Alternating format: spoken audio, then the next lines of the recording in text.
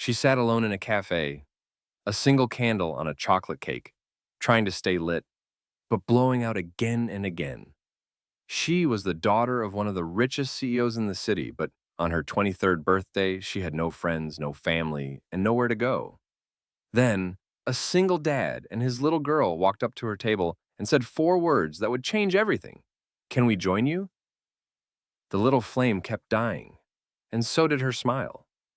Inside a quiet corner of a cozy cafe, a young woman named Emily sat at a small wooden table with a rich chocolate cake in front of her. A tiny white candle stood in the middle, slightly tilted as if even it felt the weight of the moment. She tried for the third time to light the candle, her hands steady, but her eyes heavy. The tiny flame flared up for a second, then sputtered out, leaving only a wisp of smoke. Around her, the world moved on. The clink of coffee cups, the hum of low conversation, the hiss of the espresso machine. But at her table, there was only silence. Emily had just turned 23. She was the daughter of one of the most powerful CEOs in the city, a man whose face appeared on magazine covers, whose company made headlines, whose bank account had no limits. But tonight, none of that mattered. Tonight, she was here alone. No friends, no family. 2 years earlier, her life had been flipped upside down. A late-night drive, a sudden skid on wet roads, the crunch of metal, and then darkness. When she woke in the hospital, the doctor's face told her before his words did, she would never walk again. Paralyzed from the waist down. At first, her friends came to visit. They brought flowers, balloons, promises to stay close, but slowly, visits became calls, calls became texts. And texts eventually stopped altogether. Some didn't know what to say to her anymore. Others simply drifted away. Invitations to parties and dinners disappeared. The world she used to know moved on without her. She told herself she was fine with it. She pretended it didn't matter. But deep down, nights like this still hurt. This was her birthday, and she was completely alone. Or so she thought. At a table near the front window, Marcus sat with his 6-year-old daughter, Ava. Marcus was a tall man in his mid-30s with broad shoulders and warm eyes. He had the kind of presence that made you feel safe without even knowing him. Ava was happily nibbling on a blueberry muffin, her feet swinging off the chair. She had her father's smile, the kind that could light up a room. Marcus was no stranger to hard times. 3 years earlier, his wife had passed away unexpectedly, leaving him to raise Ava alone. Since then, every day had been a balancing act, working 2 jobs to keep a roof over their heads while still making time for his daughter. They didn't have much, but they had each other, and Marcus made sure Ava understood that kindness was more valuable than money. As they sipped their drinks, Ava noticed Emily. She tugged gently on her father's sleeve. "Daddy," she whispered, "that lady's all by herself, and I think it's her birthday." Marcus glanced over. He saw the small cake, the lonely candle, and the way Emily kept glancing toward the door as if she was waiting for someone who wasn't coming. He felt a tug in his chest. He looked down at Ava, who was already giving him the kind of look kids give when they know you're about to say yes. Marcus smiled faintly, stood up, and took her hand. Emily was staring at the candle when she heard a voice. "Hi there," it said warmly. She looked up to see Marcus and Ava standing beside her table. "I hope you don't mind me asking," Marcus continued, "but is today your birthday?" Emily hesitated, then nodded. "Yeah, it is." Marcus's eyes softened. "Well, my daughter and I were wondering. Would you mind if we joined you? Birthdays aren't meant to be spent alone." Emily blinked. Strangers didn't just do this. Not to her. Part of her wanted to politely decline, to keep the wall around her heart. But Ava's wide, eager eyes melted her defenses. "Sure," Emily said, her voice barely above a whisper. Ava slid into the chair beside her like they'd been friends for years. "Can I help you light the candle?" Emily smiled for the first time that night. "I'd love that." Marcus pulled a lighter from his pocket, shielding the flame with his hand until the candle burned steady. Then, right there in the middle of the cafe, they sang Happy Birthday. Heads turned. Some people smiled. For the first time in a long while, Emily didn't care who was watching. As they shared slices of cake, Emily opened up. She told them about the accident, the endless hospital visits, and the long, slow adjustment to her new life. She admitted she still struggled with loneliness, especially on nights like this. Marcus listened without interrupting, nodding now and then. I get it, he said quietly. After my wife passed, the hardest part wasn't the bills or the long days. It was the silence at the end of the night. It was feeling like no one really saw me anymore. Emily's eyes softened. That's exactly how it feels. Ava, in between bites of cake, piped up.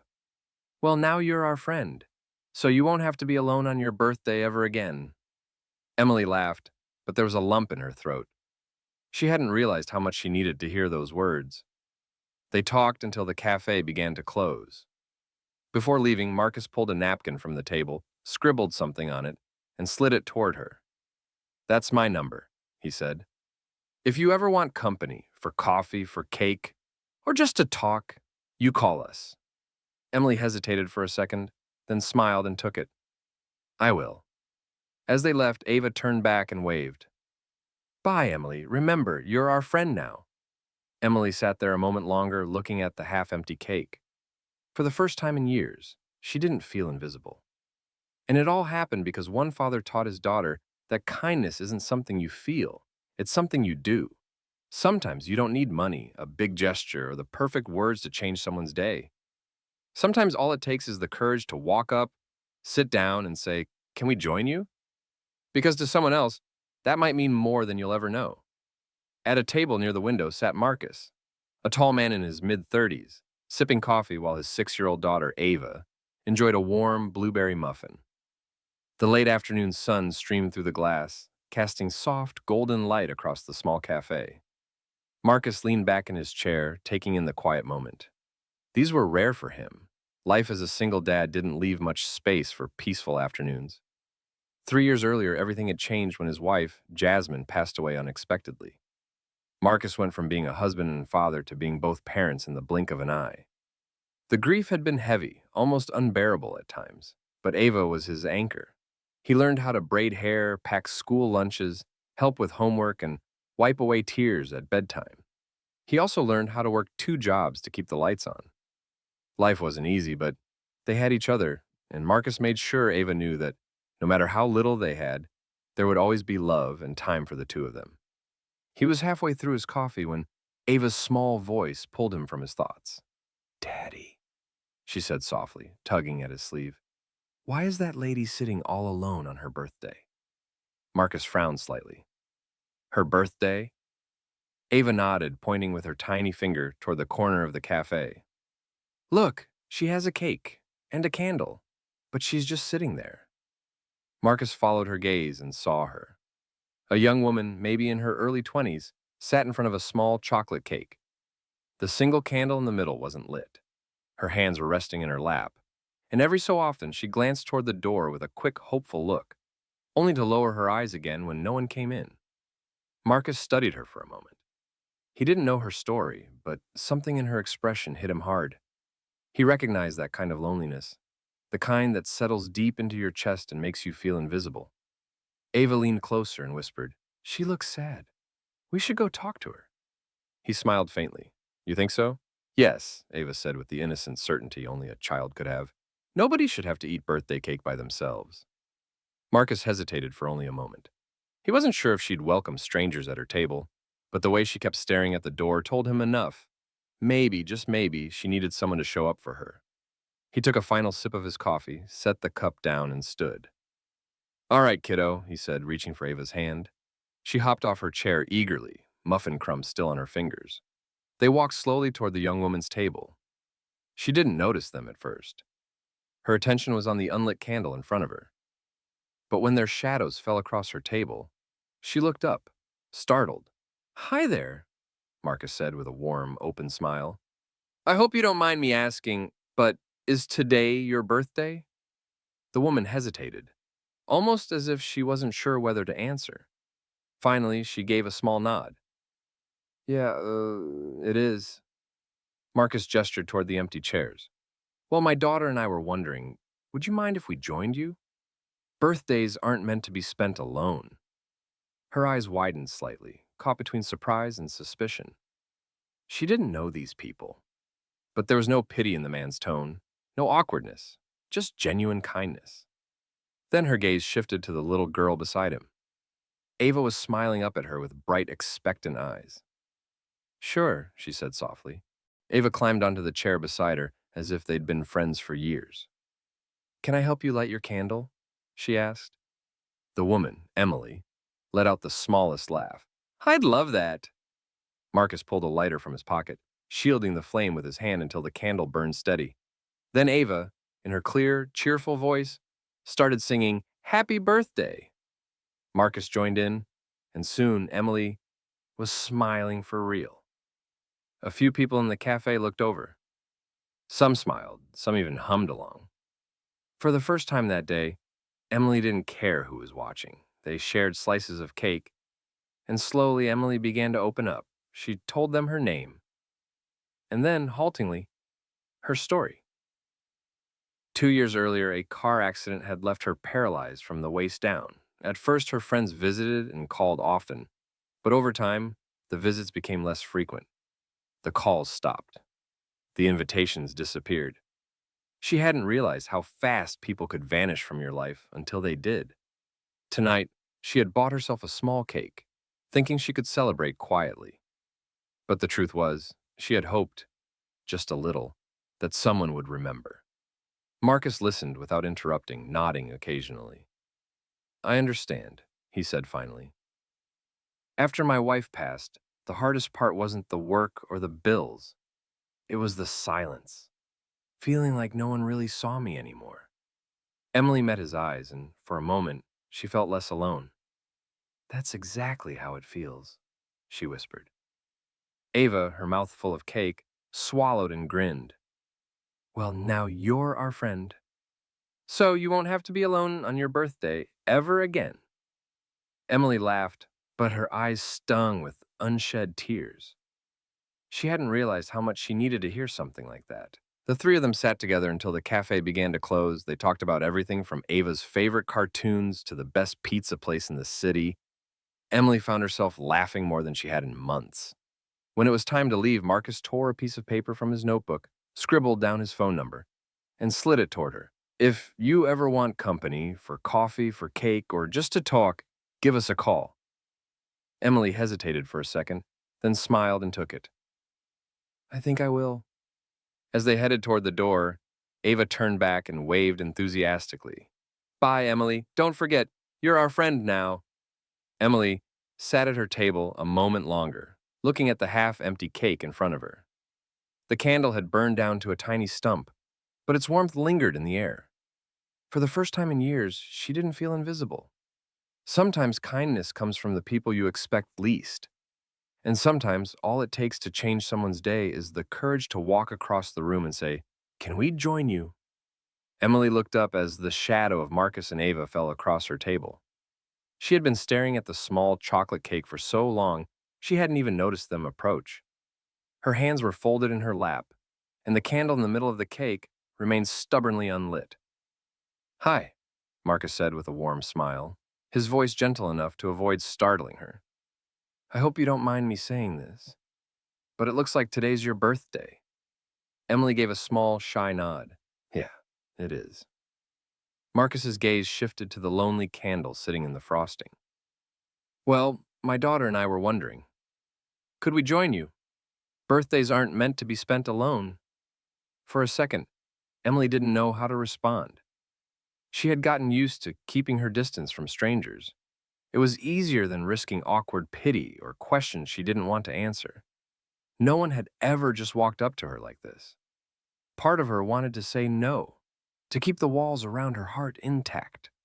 But Ava's big brown eyes were fixed on her with pure, unfiltered innocence. The little girl's smile was so genuine, it seemed to melt the heavy air between them. Sure, Emily said softly, almost surprising herself.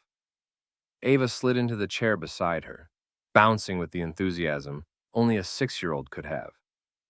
Can I help you light the candle? She asked eagerly. Emily let out the smallest laugh, a sound she hadn't heard from herself in weeks.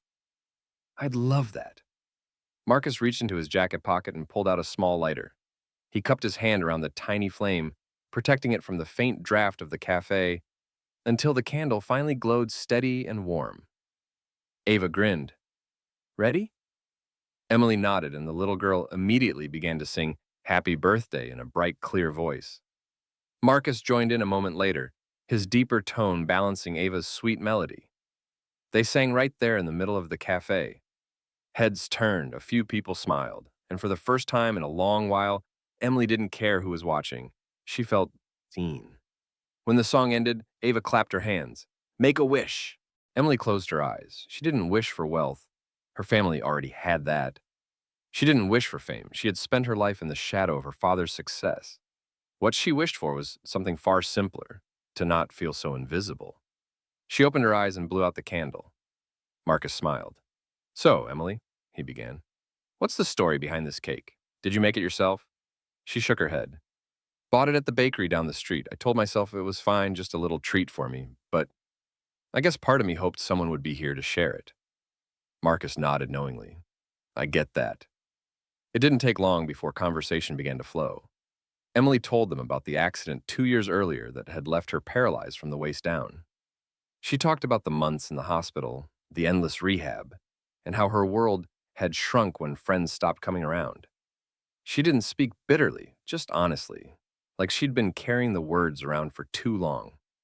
Marcus listened without interrupting.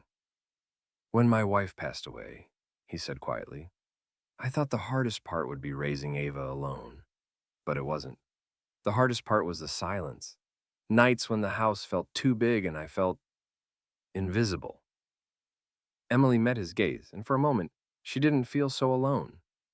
Ava took another bite of cake and piped up between mouthfuls. Well, now you're our friend, so you won't have to eat cake alone ever again. Emily laughed, but her throat tightened. That simple promise from a little girl meant more than she could put into words. They spent the next hour talking.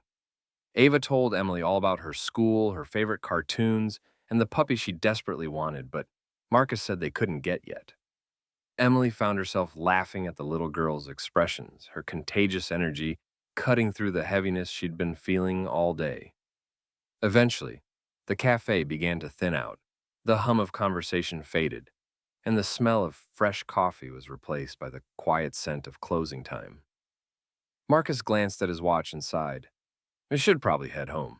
Bedtime comes early for this one. Ava groaned dramatically, but Marcus just smiled. He reached for a napkin, pulled a pen from his pocket, and scribbled something down. Sliding it across the table, he said, That's my number. If you ever feel like having coffee, cake, or just a chat, give us a call. Emily looked at the napkin for a moment, then back at him. Thank you, she said, her voice soft but sincere. As they stood to leave, Ava turned and gave her one last enthusiastic wave. Bye, Emily. Remember, you're our friend now.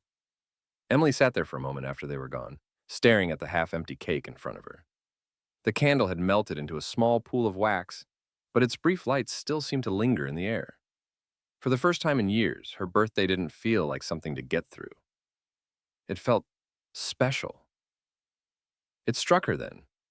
What had just happened wasn't about the cake or the candle. It was about someone seeing her, choosing to sit down, and sharing a moment that didn't have to happen, but did, because kindness still exists in the world. Sometimes the most meaningful moments come from people you've never met before. And sometimes all it takes to change a day, maybe even a life, is the courage to walk over to someone and say, Can we join you? As they shared slices of cake, Emily felt something she hadn't in a long time, ease. The clinking of forks against plates, the soft chatter of the cafe around them, and the gentle rhythm of conversation created a little bubble of comfort she didn't expect. She had been careful with her words at first, testing the waters. But soon the hesitation began to fade. It started with small things. How she liked her coffee black now, though she used to drink it sweet. How she'd developed an odd hobby of watching baking videos, though she rarely cooked.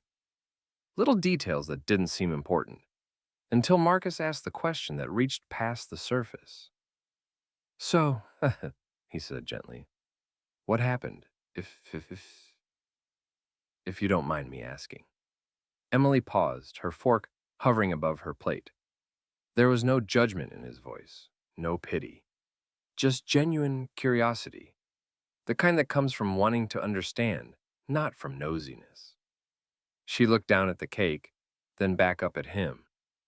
"It was 2 years ago," she began quietly. "A rainy night, I was driving home from a friend's place. I don't remember much, just the sound of tires skidding, glass breaking, and then nothing." She took a slow breath. "When I woke up, the doctors told me my spinal cord was damaged, paralyzed from the waist down." Marcus nodded slowly, his eyes never leaving hers. He didn't interrupt, didn't shift uncomfortably. That alone felt like a kindness. "I spent months in the hospital," Emily continued. "At first, there were flowers, cards, visitors every day. Friends promised they'd always be there. And they were at first, but eventually the visits slowed. The calls came less often. Then one day, they just stopped." Her voice caught slightly.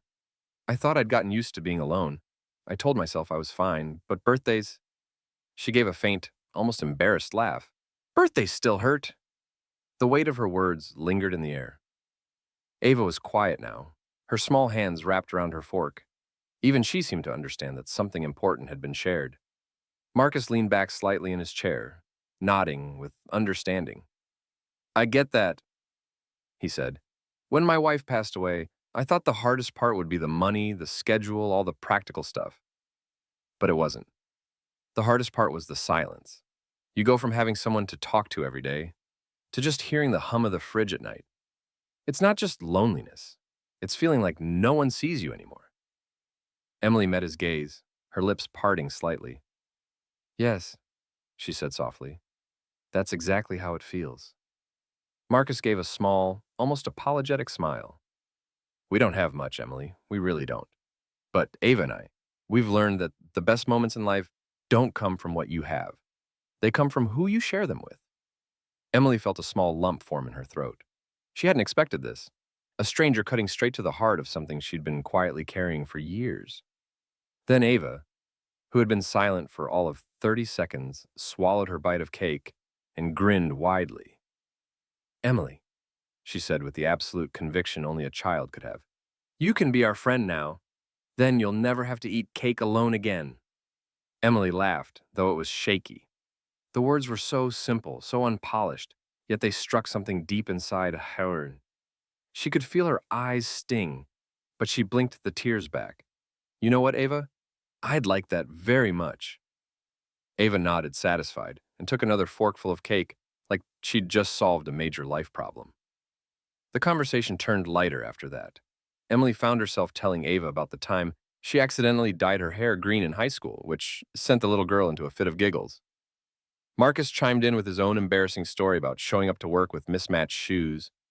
The laughter came easier now, warm and unguarded. It was strange.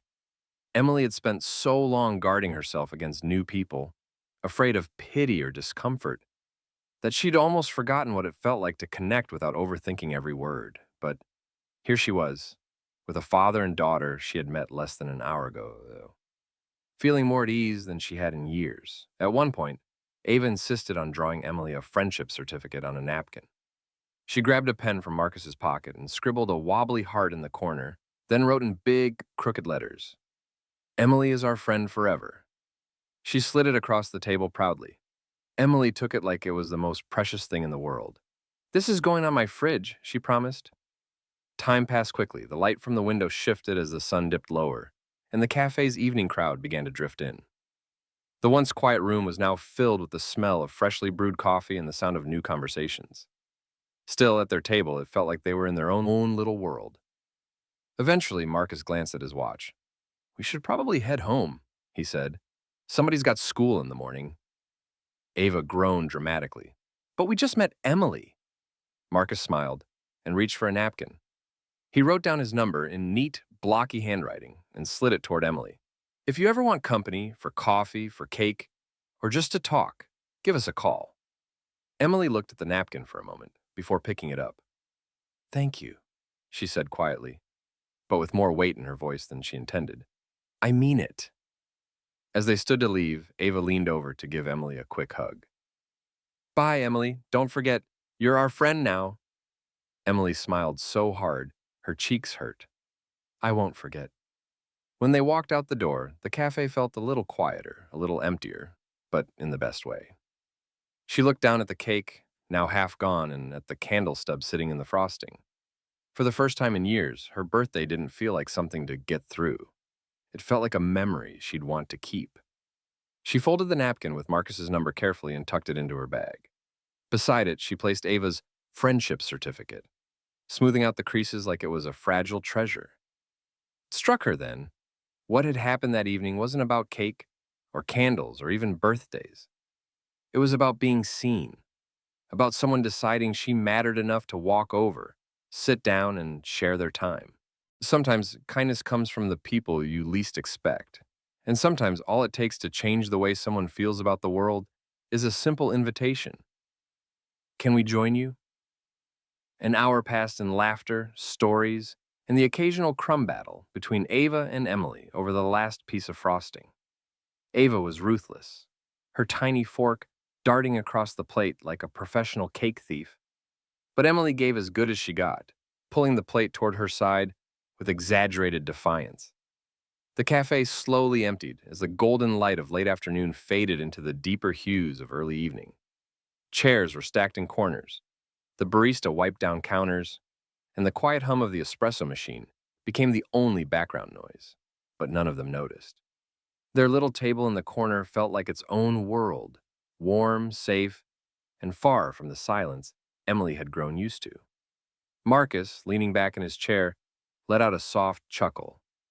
You know, I think Ava's eaten more sugar today than she has all month. Not true, Ava said, her mouth still full.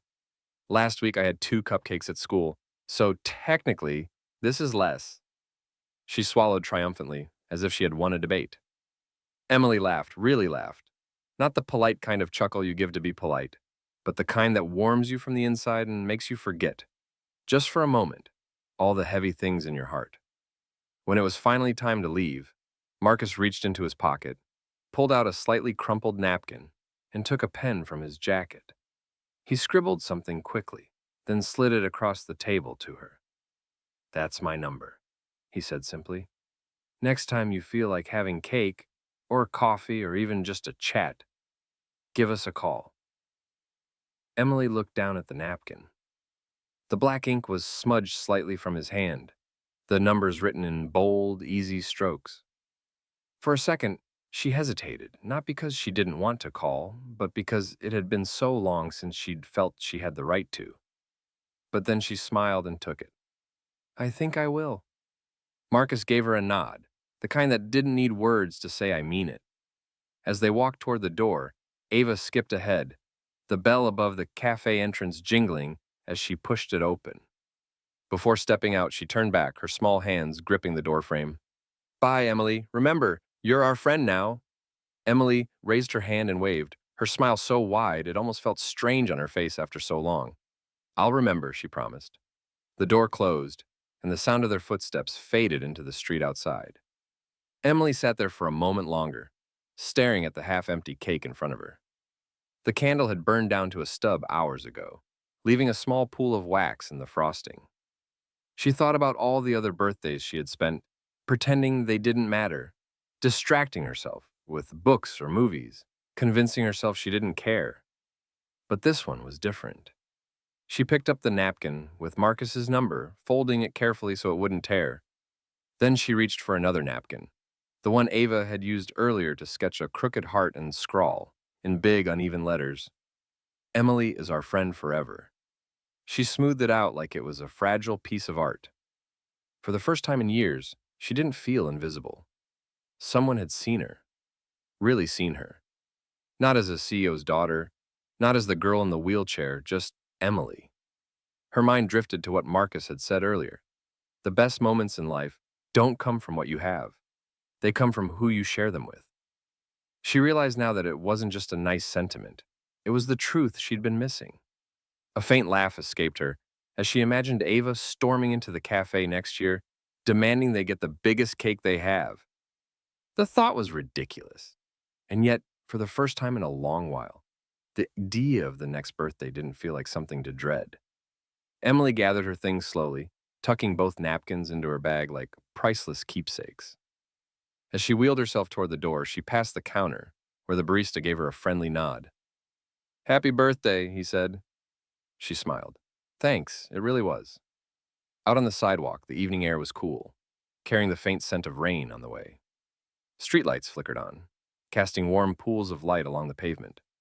The world felt a little bigger than it had that morning, as if some invisible wall had been pushed back just enough to let the light in. She rolled toward the bus stop, glancing back once at the cafe. Through the window, she could see the empty table where they'd sat, the plate still dotted with crumbs. It was just a table to anyone else, but to her, it had become the place where something shifted. And it all happened because one father taught his daughter that kindness isn't just something you feel, it's something you do.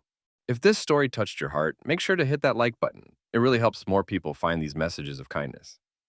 And if you love hearing real, powerful stories like this one, don't forget to subscribe and turn on the notification bell so you never miss the next one. Thanks for watching, and remember, sometimes the smallest act of kindness can change a life.